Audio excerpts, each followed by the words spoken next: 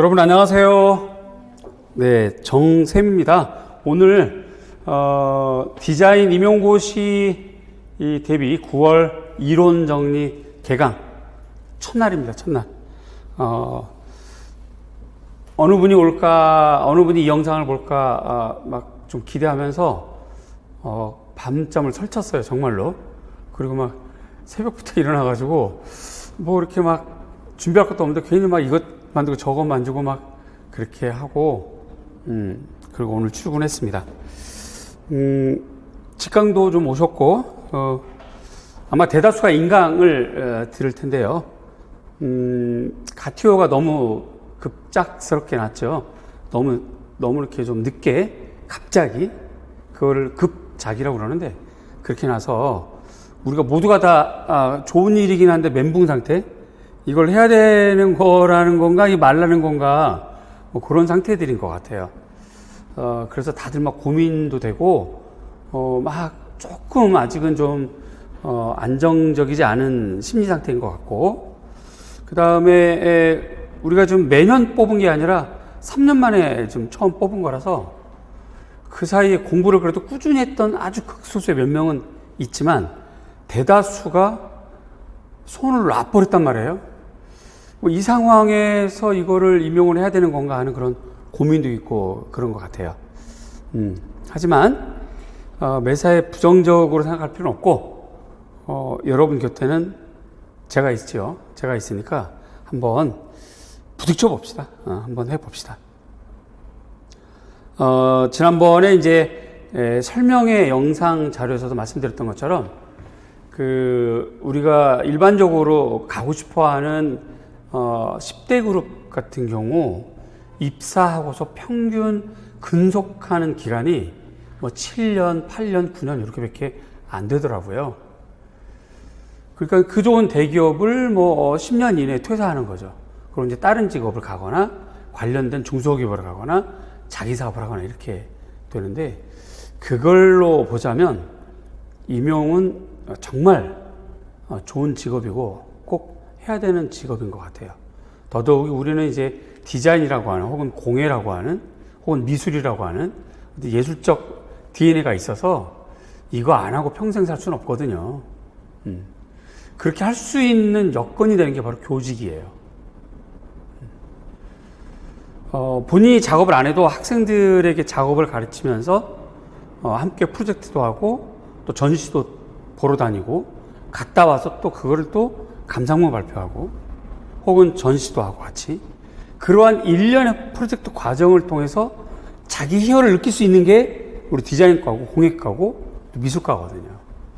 그래서 이러한 분들은 평생 그렇게 살아야 돼요. 그러니까 교직을 반드시 해야 될 것 같습니다. 지난번에도 알려드린 것처럼 2019년에 교육과정에 적용된 그 내용으로 올해 뽑는 것 같아요. 그래서 디자인과가 응시할 수가 있고, 응시 자격이. 그 다음에 공예과가 응시할 수가 있고, 디자인 공예과로 교직을 받은 분도 이번에 응시할 수 있습니다. 과목은 그냥 디자인 과목이에요. 그래서 그렇게 응시할 수 있으니까 모두 다 준비 좀 하시고, 대체로 미술과랑 그 복수 전공한 분들이 많이 있어요. 그래서 이제 미술과 미술 공부하다가 디자인 시험을 볼까 하는 분들도 적지 않이 있는 것 같고, 반대로 디자인 준비를 하다가 인원이 전체가 총 9명이 나오긴 했지만 자기가 원하는 서울 경기 지역이 안 나와서 에이 모르겠습니다, 그냥 미술로 하겠습니다라고 바꾼 분도 극소수가 있어요. 그래서 이제 이렇게 교차가 되고 있다 하는 부분입니다.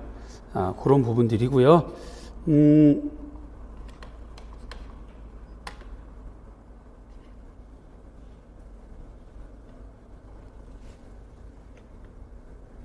부분은 제가 충분히 지난번에 설명을 했던 부분들인데요. 짧게 보면 이렇게 볼게요.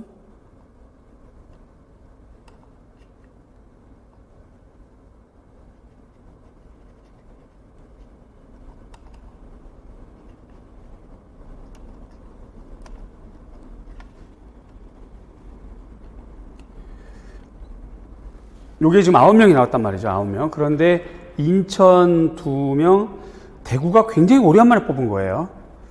그래서 현재 대구는 2차 시험에 대한 정보가 없어요. 충남 같은 경우는 예전에 뽑았어요. 충남, 충북 이렇게 뽑았는데 요 지역은 2차 실기 시험이 없었습니다. 있었다가 폐지했어요.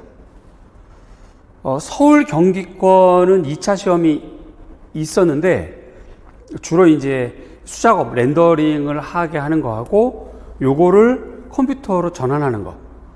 아마 다른 지역에서 2차 시험이 있다면 그런 유형일 것 같아요. 어쨌든 2차 시험 전형은 1차 공지가 나오면서 또 나오니까 그때 또 우리가 자세히 알아보자고요. 그렇게 되고 부산 1명 이렇게 됩니다. 그래서 이제 1명씩이 사실 요 인원수가 굉장히 좀 난해한 인원수죠.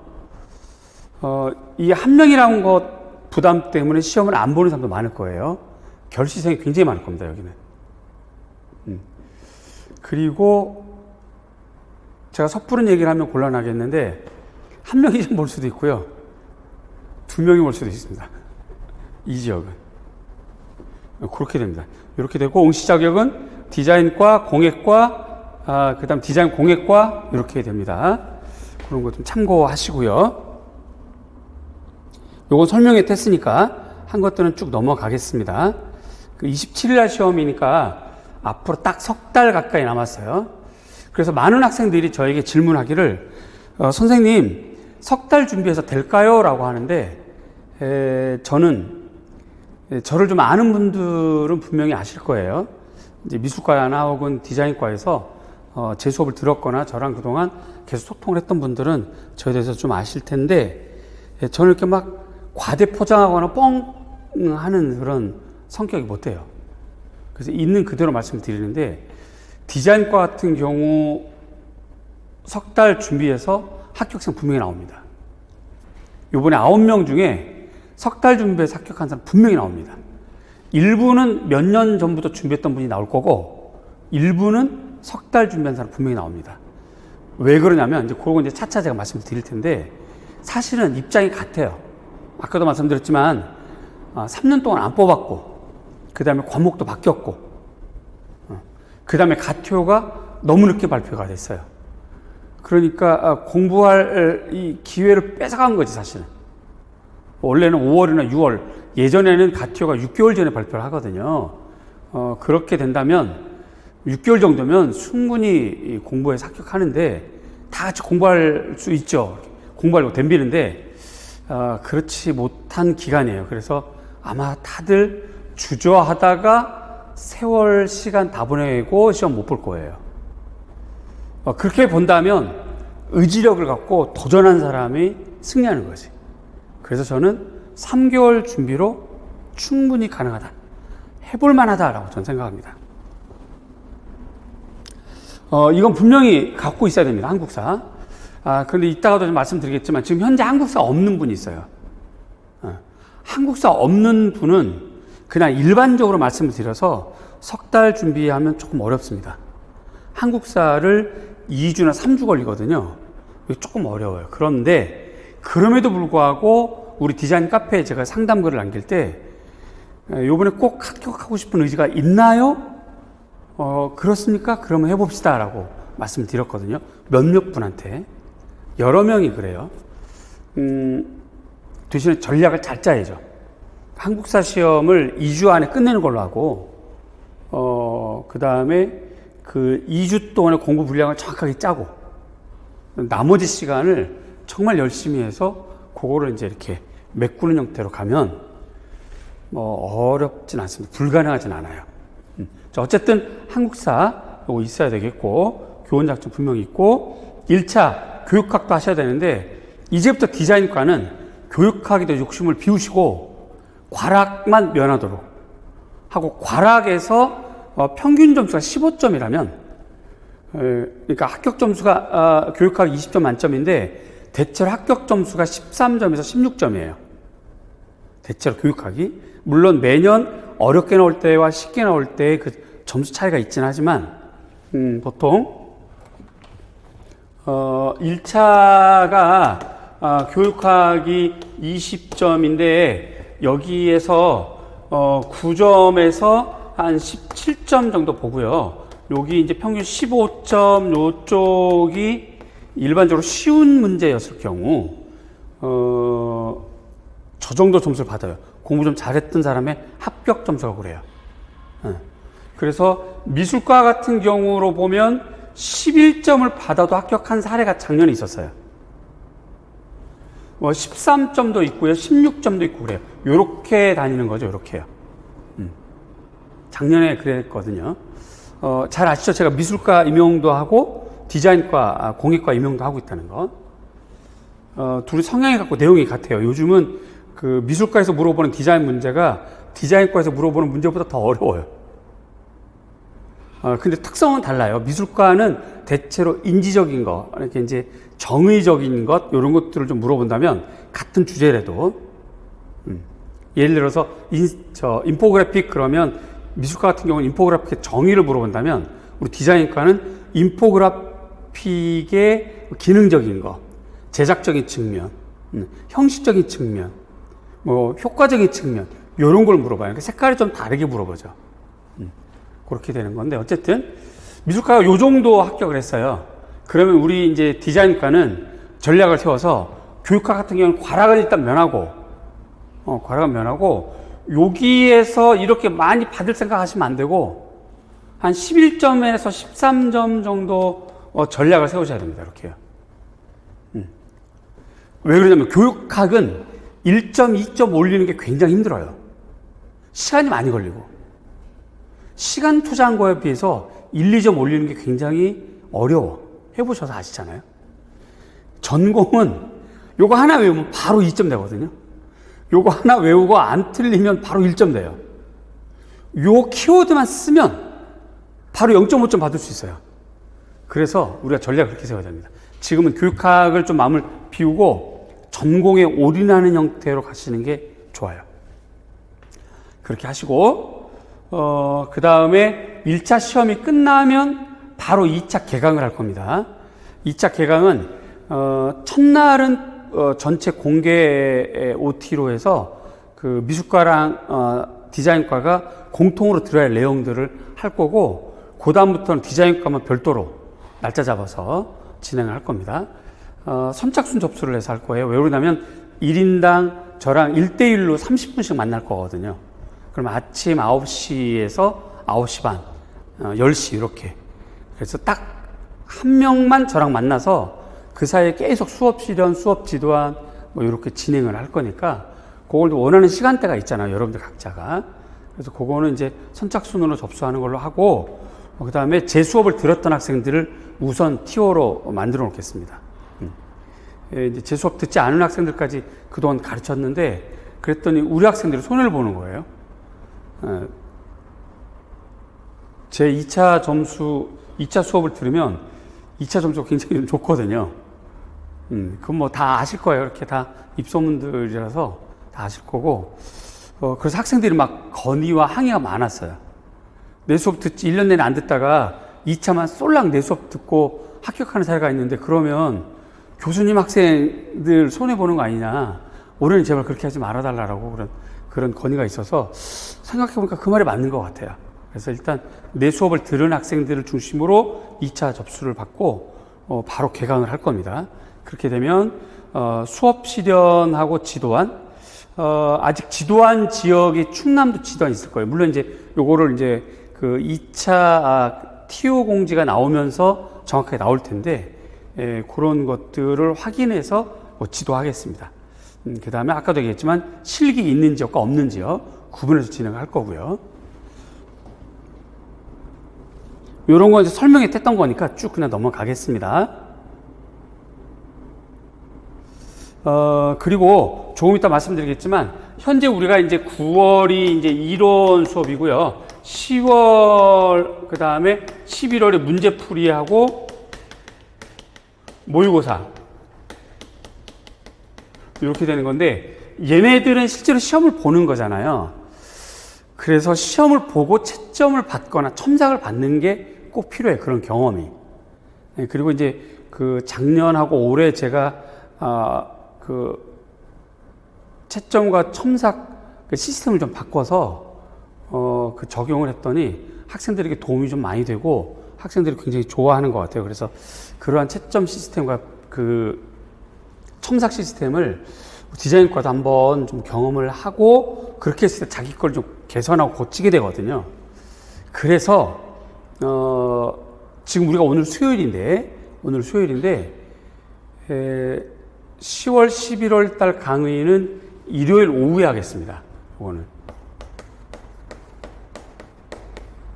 13시부터.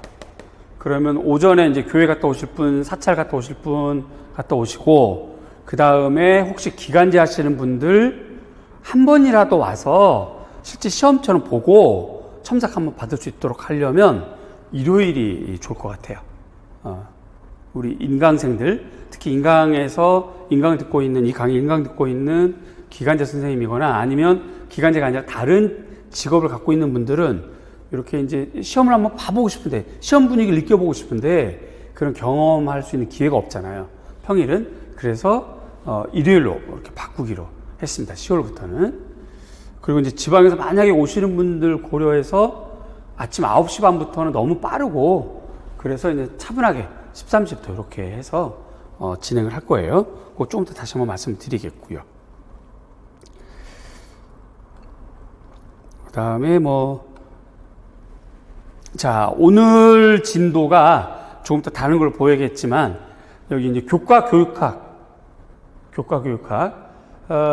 그래서 오늘이 요게 되겠습니다. 요거요. 디자인 교육론이라고 하는 건데,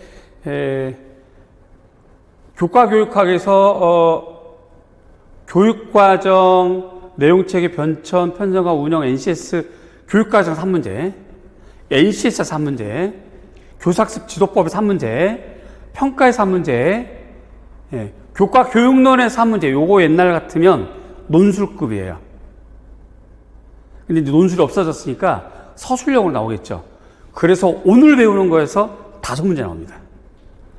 무섭죠? 하지만 정신 바짝 들어야지 오늘 배우는 거에서 5문제 나옵니다. 오늘 배우는 거에서. 그렇게 진행을 하겠고요. 요 과정은, 요 영역은 이따가 제가 또 하면 보여드리겠지만, 평가원에서 공지를 했어요. 요렇게 디자인과는 요렇게 시험 보겠습니다. 라고. 그거에 기준해서 하겠습니다. 그래서, 여러분들에게 제가 자신있게 말씀드릴 수 있는 거는, 구태여난 옛날식 수업 과목과 주제가 아니고, 2019년에 발표한, 평가원이 발표한 평가 영역과 요소에 맞는 수업, 맞는 문제로 여러분들을 알려드리고, 수업하고, 그리고 교사 확 그냥 합격시켜드리고 싶다 이거지. 그렇게 할 겁니다. 그것만큼 확실해요. 그거 알아두시고요. 나머지는 이제 차차 우리가 이제 설명이 때 들었던 거니까.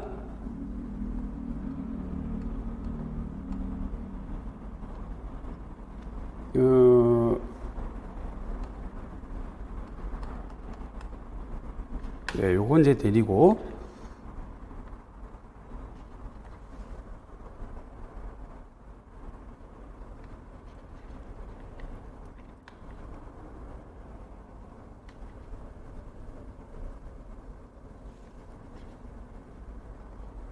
요게 이제 최근에 올라온 그 카페랑 여러 가지 이제 그 오늘 강의 내용인데요. 오늘 강의 내용인데, 오늘 지금 9월 1일입니다. 그리고 여기 써 있는 것처럼 2019년 이후 변경된 디자인 평가 영역 및 평가 내용 요소를 반영한 수업, 오늘부터 지금 진행하는 겁니다. 그 다음에 서술형이죠. 우리 시험이. 거기에 맞는 첨삭 시스템이 현재 계속 진행하고 있어요.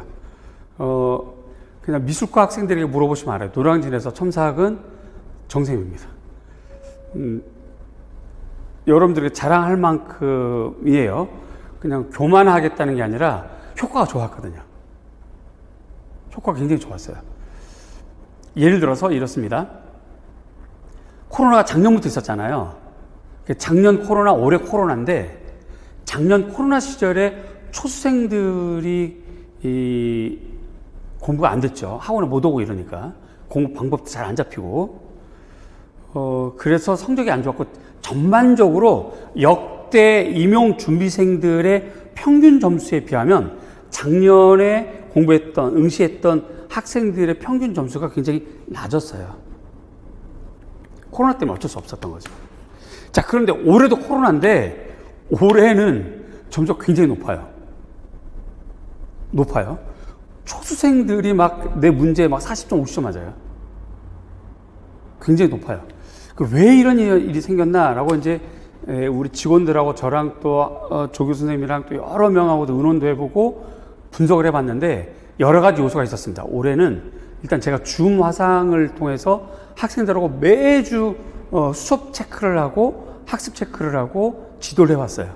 1월부터. 두 번째는 형성평가를 통해서 문제를 계속 나눠주면서 문제풀이를 하게 했고요. 세 번째, 첨삭이 아주 유효했던 것 같아요. 그 첨삭을 통해서 5개념 고쳐주고 작성 방법 교정해주고 이렇게 했더니 실력이 확 올라간 거지. 지금은 첨삭에서 5개념 외에는 작성 방법을 고칠 거리가 없어요. 학생들이 써놓은 걸 보면 굉장히 잘 써요. 예년에 답지에 썼던 걸 보면 문장도 이상하고 이게 쓰는 방법을 잘못 써가지고 실력이 되는데도 4점을 다 못 받거나 2점을 다 못 받게 되는 그런 서술 방식들이 굉장히 많았는데 지금 이제 그런 게 거의 없어요. 단지 5개념만 있는 거. 5개념은 서술 방식의 잘못이 아니죠. 잘못 알고 있는 거니까 인지적으로 그것만 바꾸면 되는 거지. 그래서 첨삭이 굉장히 유효했다는 생각이 들고 그래서 여러분들에게 자부하는 거, 자랑하는 건데 이것을 우리 디자인과도 짧은 기간에 좀 해야 되겠다 하는 생각이 들어서 첨삭에 대한 것은 우리 인강생들, 직강생들 공통으로 할 겁니다. 공통으로 하는 건데 직강은 이제 그날 와서 그날 상담할 수 있는 이점이 좀 있지만 인강도 또 섭섭하지 않도록 잘 이렇게 잘 받아서 똑같은 사이즈, 비포 사이즈를 받아서 제가 첨삭해주고 다시 또 개인 메일로 보내주고 이런 과정을 통해서 해나갈 겁니다. 요거 기대해도 괜찮아요. 채점이 아니라 첨삭입니다. 저는 단순히 점수만 주는 게 아니라 첨삭합니다. 이렇게 될 거고요. 요런 내용들이 올라가 있고 요게 이제 오늘 진도입니다. 이렇게 해서 붉은색 되어 있는 부분이 오늘 오전, 그 다음에 오후 이렇게 해서 교과 교육학입니다. 그래서 디자인 교육론 요게 아까도 말씀드렸지만 과거 논술형. 근데 논술이 없어졌으니까 서술형일 거고 교육과정에서 한 문제, 교사학습 방법에서 한 문제, 그 다음 평가에서 한 문제, 그 다음 여기 없는 NCS 그래서 한 문제 이렇게 나올 겁니다. 5문제 나오는 거니까 오늘 정신 바짝 차리고 공부해서 체크하고 계속 걔를 이해하고 외우고 이렇게 하셔야 될 것 같고요. 다음 주에는 이제 이런 내용들을 갈 건데 이런 내용들을 조금씩 추가하거나 변경하거나 진도가 좀 왔다 갔다 할 거고 한 가지 이제 공통적으로 걱정되는 부분이 뭐냐면 지금 디자인 공예과였다가 디자인과만 뽑잖아요. 그러면 공예를 다 날려야 되는 건가 하는 그런 질문도 있고 걱정도 있어요. 원칙은 공예는 시험에 안 나옵니다. 안 나오는데 문제는 교과서 디자인 일반 교과서에 공예 부분이 좀 들어가 있거든요. 자, 이렇게 될 경우 공예를 해야 되느냐 말아야 되느냐인데 시험에는 안 나올 겁니다. 안 나오지만 그래도 우리가 마음 편한 게 제일 중요하잖아요. 세상 내 마음이 편한 게 제일 중요한 거지 뭐. 그렇죠? 그래서 여러분 마음 편안하게 해드리려고 공예의 핵심을 일부 시간을 제가 조정해서 수업 시간에 다뤄드릴게요. 그러면 안 나올 때 안 나오더라도 조금 다뤘으니까. 그리고 만약에 100만 분의 1 나올 정도라면 요 정도 급 정도 나올 것이라 하는 감은 잡혀 있거든요. 그 정도만 다뤄드리는 걸로 해서 마음 편안하게 해드릴게요. 그러면 될 것 같고, 네, 이렇게 진행이 되겠습니다. 혹시 이 진행 혹은 진도에 대해서 궁금한 점, 질문. 인강생도 질문하세요. 인강이 질문이 안 되는 거. 감독님이 질문하셔도 됩니다. 일단 진행해 보자고요. 그리고 조금 양해를 구하는 거는 여러분들의 공부 상태라든가 이해 정도 혹은 우리가 좀 공예 부분에 약간의 공을 집어넣고 그러려면 약간 조정될 수 있다는 거. 조정되면 제가 조금 미리미리 말씀드리고 이렇게 할 테니까. 네.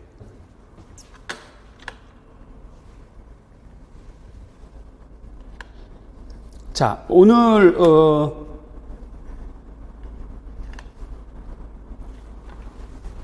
OT 자료가 있고요. 지금 여러분들 받았어요, 자료. OT 자료가 있고, 그 다음에 조금 전에 했던 포스터, 그 다음에 교육과정, 총론, 강론, 이렇게 좀 보고, 우리 기본서, 이렇게 볼 겁니다. 요 기본서는 공회 부분이 없어요. 공회 부분이 없고, 교과 교육론 부분을 조금 보완했고, 그런데 그 전에 갖고 있는 분들 그냥 그거 이 책 얼마인가 모르겠네요. 저는 책값을 몰라요. 제가 정하는 게 아니라서. 좀 그 전에 갖고 있는 거 있으면 그냥 써도 되지 뭐. 이렇게 돈 쓰고 막 그럴 필요는 없으니까. 자, 어쨌든 그렇게 되는데, 자, 요거 오늘 OT 자료 먼저 보겠습니다. 여기 OT 자료입니다. 여기부터 이제 하나씩 해 나갈 거예요.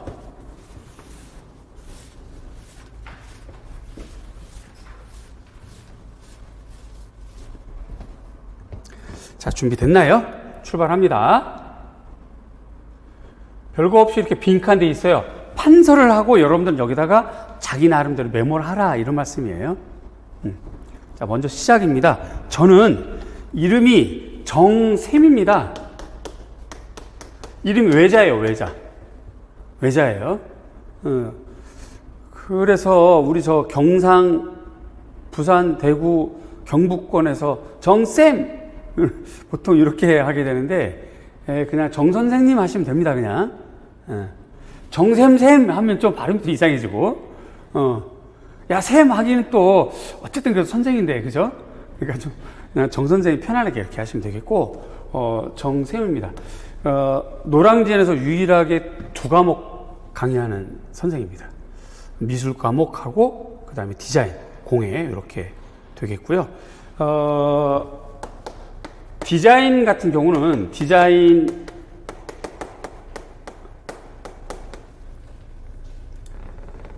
공예 같은 경우는 제가 2009학년도, 2010학년도에 요때 시험이 3차까지 있던 시험이거든요. 여기 1차 시험, 2차가 논술, 그 다음에 3차 시험 이렇게 됐던 그 시절에 3차가 수업 실현하고 수업 지도한 시험이었어요. 요럴 때부터 디자인 공예과를 지도했었어요. 네, 그러다가 계속 안 뽑고 2014학년도부터 이제 뽑을 때 본격적으로 제가 디자인 공예과를 강의를 했고, 이렇게 너무 안 뽑아버리니까 노량진에서 디자인 공예과 강의하던 분들이 다 가셨어요. 뿔뿔이 흩어지고, 어느 분은 호주 가고, 어느 분은 어디 가고 막, 그래서 제가 강의를 거의 도맡아서 하다시피 했고, 그래서 자부하지만 이때부터 디자인 공예과 합격생 100%가 제 학생들입니다. 네. 저는 감사하죠. 그런 인재들이 저한테 와주셔서 너무 감사하고, 고맙죠. 고맙고, 그 유대관계 계속, 하고 있고, 가끔씩 청첩장도 날라오고, 굉장히 좋아요. 그리고 이제 우리 디자인과가 양면을 갖고 있거든요. 약간의 좀 기계적인 면도 좀 있어. 약간 차가워. 그런데 또 들여다보면 그렇게 뜨거울 수가 없어. 그래서 뭐 연구실에서 같이 모여서, 그땐 코로나가 없던 시절이니까 같이 막 과자도 먹고 음식도 먹고, 공부하다가 답답하면 이제 강의 다 끝나고 저녁 같이 찌개 놓고 같이도 먹고, 또 여자친구도 데려와서 이제 인사도 시키고, 이제 그런 분은 결국 청첩장도 보내줬고, 뭐 하여튼 그 다양한 관계들이 많이 있었고요. 또 공부하다가 안 돼서 막 울고 막 방황하던 분이 그 다음에 해서 또 합격한 분도 있고, 그러한 우리 디자인과 안에서 어떤 우리 나름대로의 스토리가 좀 있어요. 그래서 굉장히 끈끈하게 생각하고, 고맙게 생각합니다. 이제 인강을 듣는 여러분들, 직강 듣는 여러분들이 그 패밀리에 들어온 거지. 정샘 패밀리에 또 들어온 거예요. 꼭 합격시켜 드릴 겁니다. 꼭. 저는 제가 세상에서 숨쉬는 이유가 몇 개가 있겠지만 제 역할이 그런 역할인 것 같아요.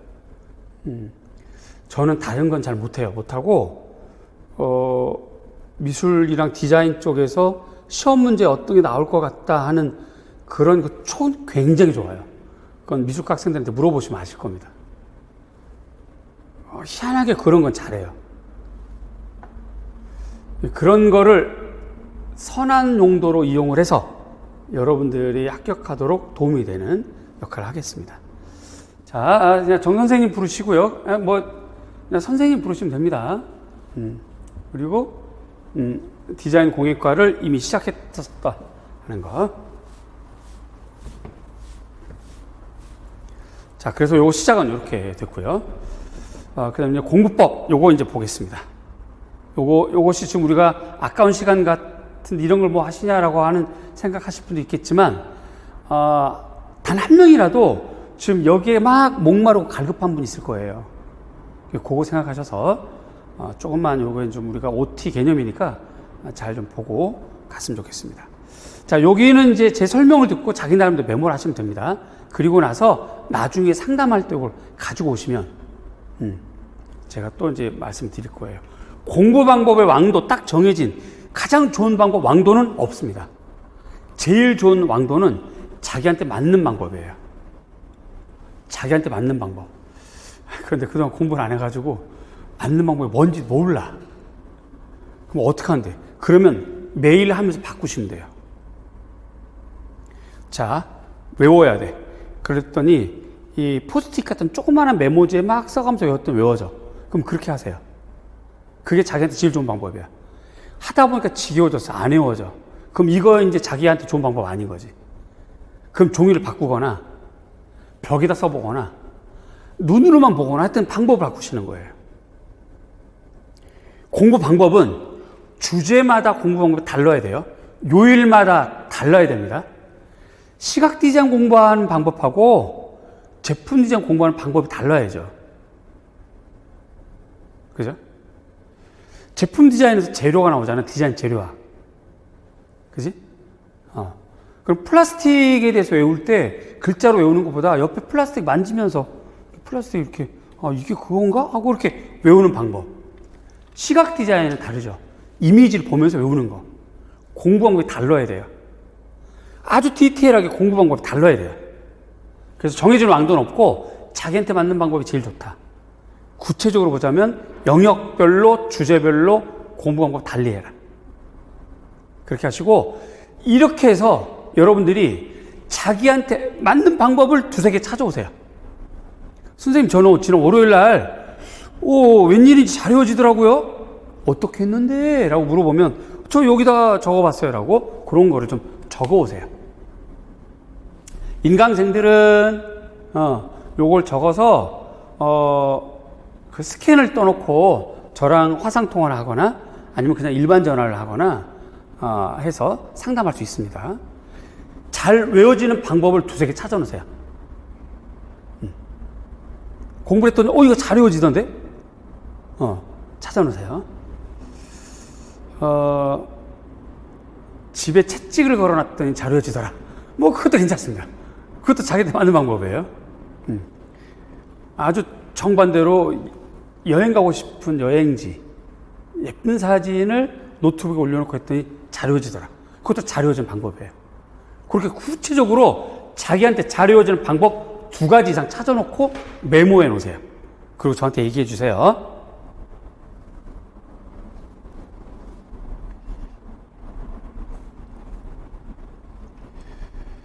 그 다음 보편성 찾기. 여기서 말한 보편성이란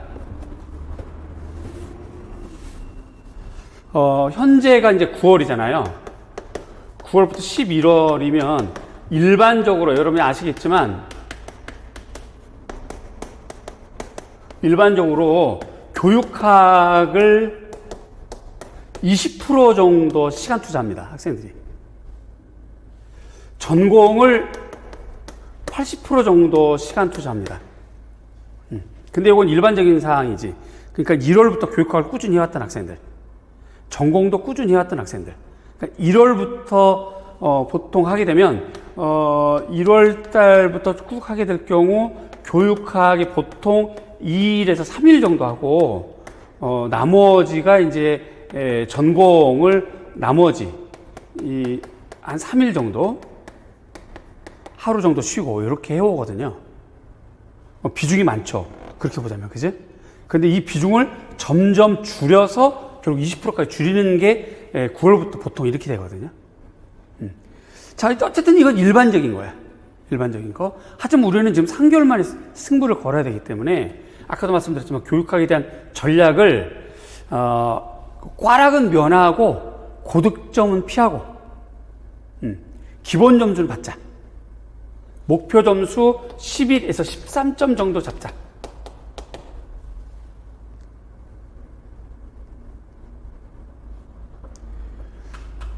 요렇게 잡으려면 일단 지금 듣는 선생님의 기본서가 중요하고요.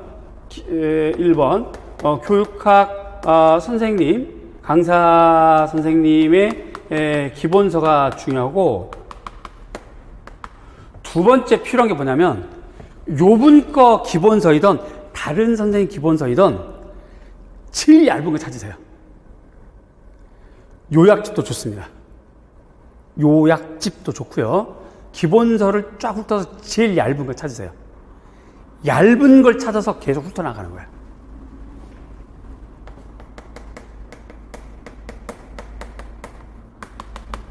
혹은 요약집.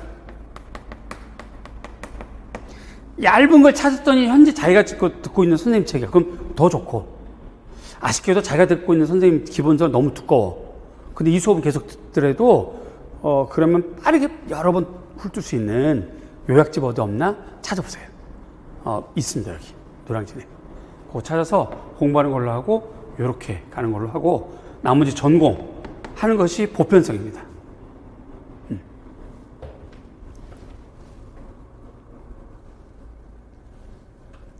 자, 이 부분 아시겠죠? 자, 그 다음 공부 시간 확보입니다. 공부 시간은 누가 뭐래도 많이 확보하는 것이 제일 좋아요. 그래프가 이렇게 있으면 공부 시간이 많을수록 그 점수도 이렇게 올라갑니다. 이렇게 올라가요. 어쩔 수 없어요. 공부 시간이 적을수록 이렇게 되는 거죠. 그런데 이제 기간제나 가정이 있거나 혹은 뭐 직장이 있거나 그 다음에 이제 워낙 우리가 그동안 의자에 안 앉아 있던 그런 상태라서 1시간 앉아서 공부하기 힘들고 이렇게 될 경우 공부 시간 확보하기 좀 어렵거든요. 여러분, 진심을 담아서 말씀을 드리는데 3개월만 고생합시다. 우리 3개월 고생하시면 여러분들 직업이 바뀌고 여러분들 삶의 질이 바뀌어요.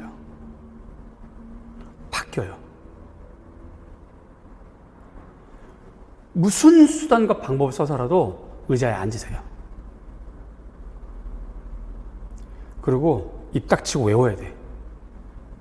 그 방법 외에는 없어요. 고생하셔야 돼요. 그 정도 고생 안 하고 교사 된다는 건 그건 비양심적인 거지. 3개월 공부하셔야 됩니다. 공부 시간 무조건 확보 많이 하시고,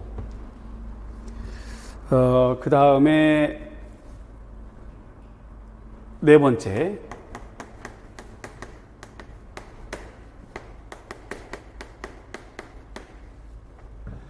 임용시험의 특성이 외우는 건가 이해하는 건가라고 물어보면 공부를 해봤거나 시험을 한번 봐본 사람들은 한결같이 외우는 시험이요 라고 얘기할 겁니다. 맞죠? 네. 근데 이제 여기 조금 애매하긴 해요. 이해를 하면 암기가 쉬워지니까. 그렇긴 합니다. 또 성향이 이해를 먼저 해야만 꼭 외우는 사람이 있기는 해요. 자, 그런데 그거는 1, 2, 3월 달 얘기고 우리는 1, 2, 3이 아니라 석 달 남은 사람들이야. 석 달 남은 청춘이 무슨 이해를 제가 봤을 때는 이해는 사치. 죄송하지만 그냥 무조건 외워야 돼. 그 임용시험의 임용시험의 채점이 그냥 이렇게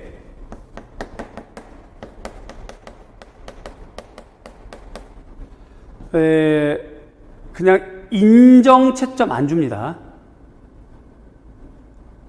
채점자가 이거 그럴 거야 라고 인정하고 유추 해석해서 점수 주기 이거 없어요. 그냥 딱 기계로요. 딱 기계로. 딱 기계적이야. 단어 있는 것만 딱 찾아요. 단어 있는 것만.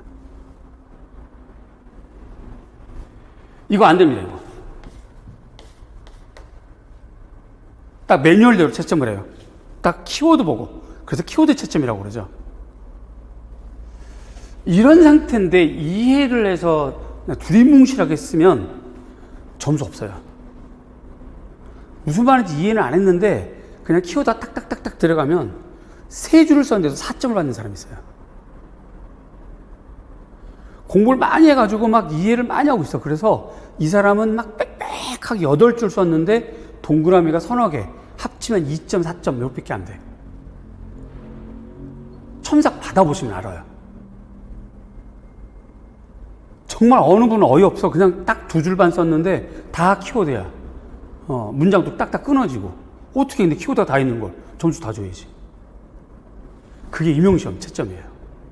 그래서 임용시험은 물론 공부라는 것이 이해를 해야 돼요. 분명히 이해해야 됩니다. 이해가 필요하고 이해를 했을 때 암기가 잘 되는 건 맞아요. 근데 지금 우리는 3개월 남은 청춘이거든. 이해에 집착하시면 요번에 성공 못합니다. 그래서 꼭 이렇게 하라는 말씀은 아니고 권하는 겁니다. 암기에 더 치중하세요. 권하는 거예요. 암기에 더 치중하세요.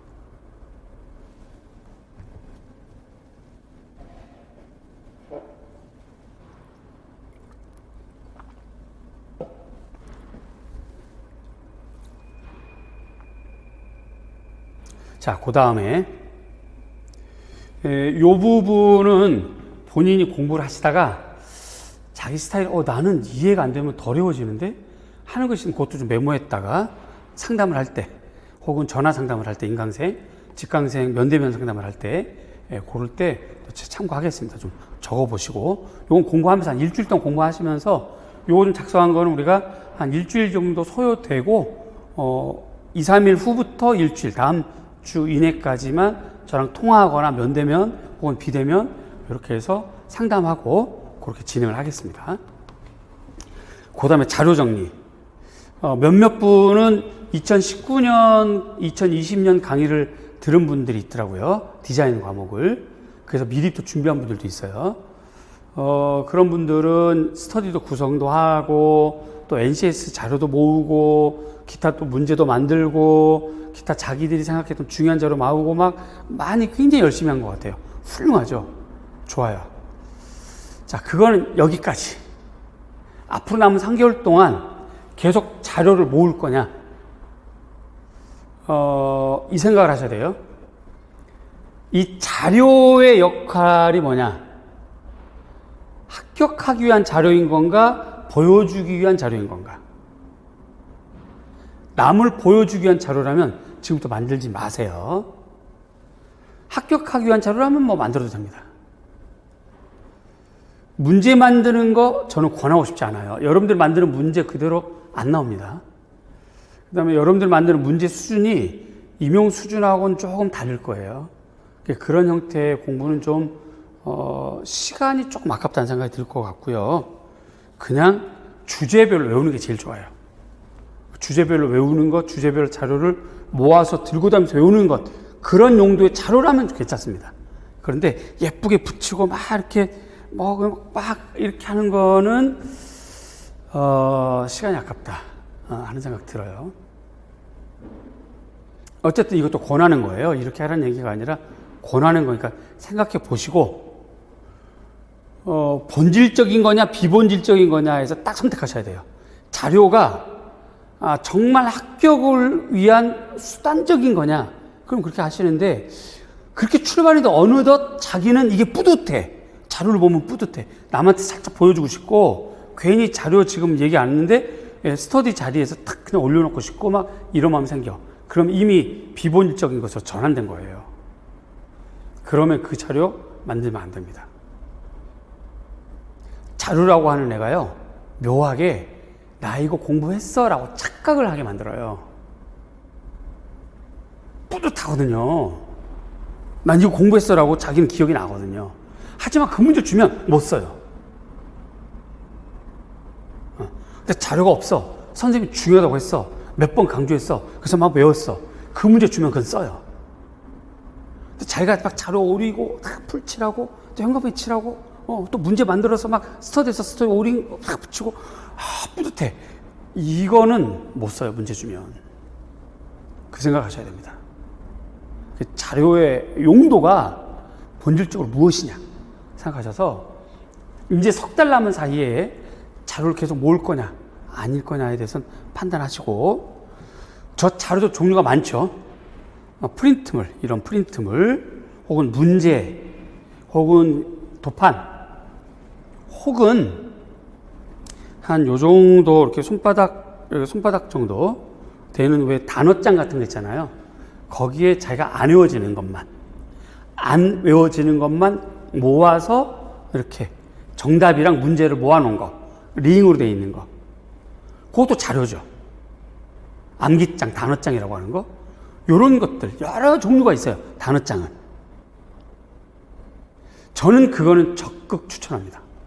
3개월 동안 안 외워지는 단어만 하는 거예요. 이미 외우는 거 하는 거 아니고.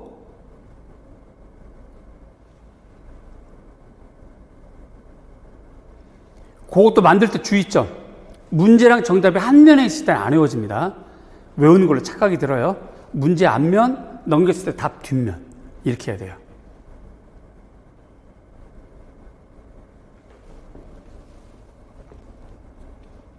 자, 그래서 자료 정리에 대한 권고 말씀드렸고요.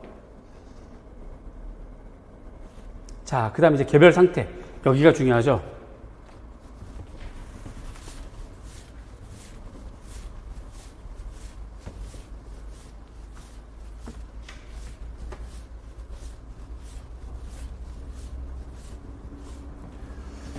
지금 현재 한국사 안 되신 분, 그죠? 기본적으로 한국사 안 되신 분은 올해 어려울 겁니다, 아마. 그런데, 부정적인 얘기 하지 마세요. 그래도 나 해볼 의지가 있어요. 라고 하면 박수 쳐주고 적극 밀어드리고 싶어. 이럴 경우는, 아까도 말씀드렸지만, 전략을 정말 잘 짜야 돼. 이게 정말 중요해. 저거 정말 중요해요. 먼저 한국사가 9월 달에 있는 것 같아요. 10월 달에 있는 거고, 날짜를 빨리 잡아서 한국사 빨리 끝내면 10일이면 끝날 수 있습니다. 10일. 2주나 10일. 이것도 고득점 받으려고 하지 마세요. 그냥 겨우 턱걸이 합격이면 됩니다. 합격, 이 패스가 나오지 몇 점 나오진 않아요. 점수 가산되고 그러지도 않아요. 그래서 한 10일 정도 소요되니까 요 시간을 잘 잡아서 그냥 집중적으로 몰아서 하세요. 10일 정도. 반드시 아침하고 저녁 자기 전에 꼭 보고 자야 돼요. 그러면 기억이 많이 남거든요. 꿈에서 빗살무늬 통이 나올 수도 있어요. 이렇게 하시면 한국사 빨리 따고, 그 다음에 한국사 따면 나머지를 이제 문제랑 이론 정리를 해야 되거든요. 그럼 가능합니다. 중요한 건 의지가 있느냐 없느냐. 나 이번에 어쨌든 해볼 거야 한번. 그게 중요할 것 같고요. 두 번째, 한국사는 되어 있는데 그동안에 교육학도 안 했고 전공이 뭔지도 모르겠고 공부 베이스가 전혀 안 돼 있는 분들 있죠, 그죠? 요런 분들은 공부 습관부터 들이셔야 돼요.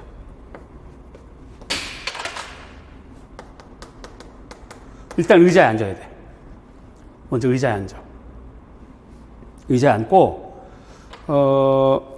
오늘 나눠드린 자료 중에서요,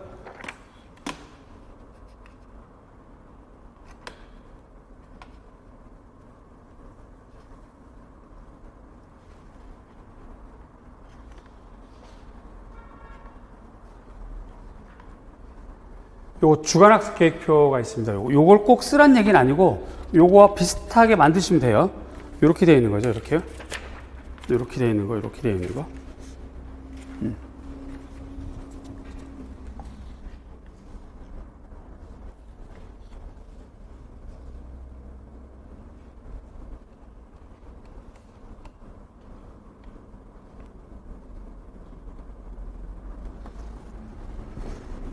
요 칸은요, 4칸은 하루에 4칸을 쪼개거나, 한 과목을 4과목으로 쪼개거나, 아무 상관은 없어요. 서로 다른 영역으로 4개를 쪼개거나, 나는 교육과정을 해야지, NCS 해야지, 시각 디자인 해야지, 제품 디자인 해야지, 이렇게 계획을 세우는 거예요. 계획표예요, 계획표. 계획표를 잘 세우세요. 계획표부터 실패하면 실행 자체가 안 되죠. 가능한 한 계획을 세우셔야 됩니다. 누가 봐도 빤히 그 시간에 자기 노는 시간인데 여기에 NCS 외워야지 쓰시면 안 되는 거예요. 계획표를 세우시고 이 계획표를 참고해서 여기가 중요합니다. 일일생활 실천표를 작성을 하세요. 양식이 너무 딱딱해요. 그러면 이거 쓰지 마시고 비슷하게 하시면 돼요. 요즘은 이런 거 앱도 많잖아요. 휴대폰 앱도 많아요. 또는 일반 그 문구에 가면 이런 거 많아요. 제가 이걸 여기다가 막 이렇게 하트 그리고 막 하기 좀 그렇잖아. 그래서 이제 이렇게 딱딱하게 만든 건데, 중요한 건 1시간 단위로 끊어진다는 거. 여기다 구체적으로 적으셔야 돼요. 여기서 일어남, 눈은 떴는데 이불 속, 어머 점심, 이렇게 하시면 돼요. 솔직하게 적으셔야 됩니다. 정말 중요한 건 솔직하게. 그리고 점심 2시간, 커피, 어머 오후인데 교육과정이 왜 이렇게 까맣게 아무것도 안 보일까? 하고서 이제 잠자기. 이렇게 하시다가 보면 일주일만 하시면 자기 공부 스타일이 나와요. 문제점이 드러난다고. 그 문제점을 가지고 그 다음 주에 바꿀 수가 있어요. 근데 이런 문제점 모르면 그 다음 주에 막연하게 어떡하지 공부, 불안증만 생기고 시간만 가고 진도도 안 나가는 거지. 결국 우리가 어디가 아프면 의사한테 보여주면 이거 반창고 바릅시다. 뭐 소화제 먹읍시다. 뭐 하여튼 그럴 거 아니에요. 그런 것처럼 진단하는 거. 자기 공부 상태, 생활 상태 진단하는 거. 그래서 요거를 일주일만 작성해 보세요. 어떤 분은 이거 일주일만 하라고 했더니 일주일 하고 나니까 굉장히 좋거든요. 자기 관리가 되거든. 그리고 어쨌든 나한테 보여줘야 된다는 생각 때문에 놀고 싶어도 좀 안 놀고 공부를 하게 되는 거죠. 너무 좋아서 여러 장 복사해서 거의 한 달 가까이 작성하고 계속 공상 받은 사람도 있어요. 그 사람은 그만큼 실력이 확 올라가 공부가 되는 거죠. 요거 일단 일주일만 해보세요. 인강생이든 직강생이든. 해서 요거 가지고 하고요. 표기를 할 때는 검정색 펜으로 표기하시고, 과목이 다른 거는 형광펜 색깔을 달리 하세요. 교육학, 예를 들어서 노란색, 전공, 예를 들어 주황색, 뭐 이런 식으로 좀 색깔 달리해서 묶으면 한눈에 더 잘 보여요. 그래서 요걸 꼭 좀 작성을 하셔서, 그러면 계획표랑 실천표가 이게 세트죠. 하다 보면 계획표에서는 이거 있는데 왜 실천표에 안 했을까? 제가 물어보겠죠. 사실은 계획은 세웠는데요. 자꾸 밀려서 못했어요가 거의 95%일 거고, 계획은 세웠는데 얘는 너무 어려워서 재미없어서 안 했어요. 이렇게 될 거예요. 어쨌든 작성해 보면 요 계획표랑 실천표가 좀 맞아 떨어져야 되는데 아마 안 그럴 수도 있을 겁니다. 꼭 참고하셔서 작성해 오시고요. 그 다음에 공부를 계속 해왔던 분들은 그냥 자기 페이스대로 계속 하시고, 이런 분들은 요번에 문제풀이나 모의고사 볼 때 첫 회 분량의 상태 제가 굉장히 궁금하니까 그 부분은 꼭 저한테 보여주시면 좋겠고요. 그 다음에 필연적으로 여러분들이 사실은 요 공부는 했어야 됩니다. 임용 준비를 하려면 기출 분석은 꼭 했었어야 돼요. 그런데 이제 대다수가 기출 분석하라고 그러면 정답만 찾아가는 공부를 하는데, 그건 분석이 아니고 기출 해설이지, 해설. 정답은 의미가 없고, 이제는 정답이 의미가 없고, 정답을 알면 이론적 지식은 좀 올라가는 거니까 정답을 알아도 도움이 되긴 하겠지만, 올해 시험에 직결되진 않아요.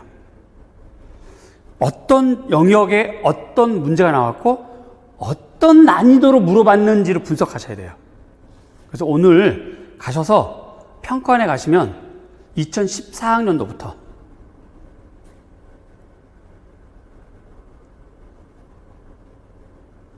기출문제를 프린트 하셔서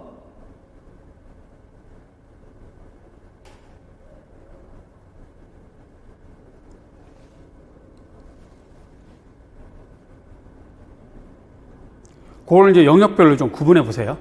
크게. 디자인, 그다음에 색채학, 시각 디자인, 제품 디자인 요 정도로만 크게 구분해 보세요. 그래서 요거는 가지고 있어야 돼. 시험 때까지. 기출집을 가지고 있어야 돼요.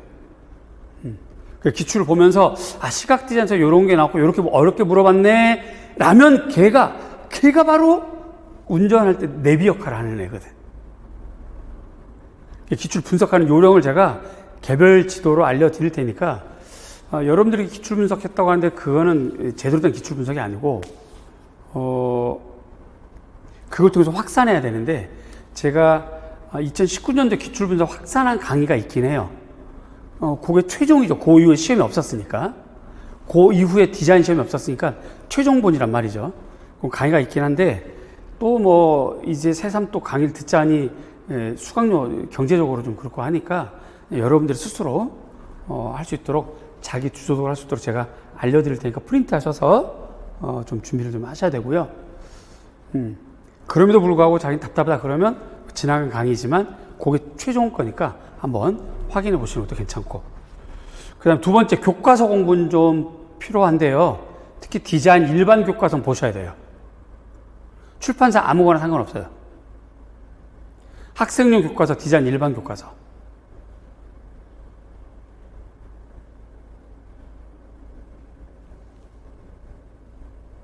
지나간 거 절판된 게 많아요. 굳이 절판된 거 찾지 마시고 현재 출판되어 있는 걸로 교과서는 좀 이렇게 읽어두시면 많은 참고가 됩니다. 그 다음에 참고서 공부라고 하는 건 강론을 말해요. 강론. 예를 들어서 디자인 역사 책이거나 혹은 디자인 사전이거나, 그죠? 이런 건 여러분들 평소에 학부나 대학원 다니면서 봤던 그 참고 도서들, 자기가 좀 제일 약한 부분들 있죠? 색채학이라든가 그런 부분들을 좀 그때그때 필요할 때마다 보는 정도. 그래서 크게 비중은 없고, 요거는 꼭 자기 주도적으로 공부하시면서 시험 때까지 가지고 다니셔야 돼요. 시험 때까지 가지고 다니시고, 시험 때까지 보시고, 참고도서는 그때그때 꺼내보시고.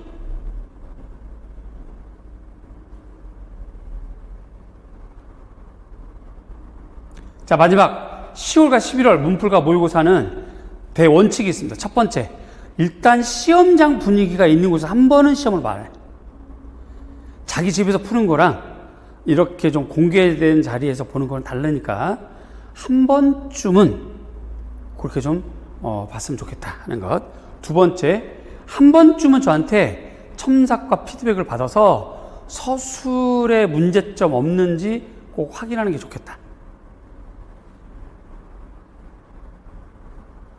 그 다음에 요일을 일요일로 바꾼다는 거, 잘 참고하셔서, 우리가 이제 이론반은 그냥 이대로 수요일 날 할 거고요. 9월까지는. 10월부터는 일요일 날. 문제풀이 때니까. 그렇게 하고, 이해와 암기에 대해서 꾸준히 병행하는 거, 그렇게 하면 되겠습니다.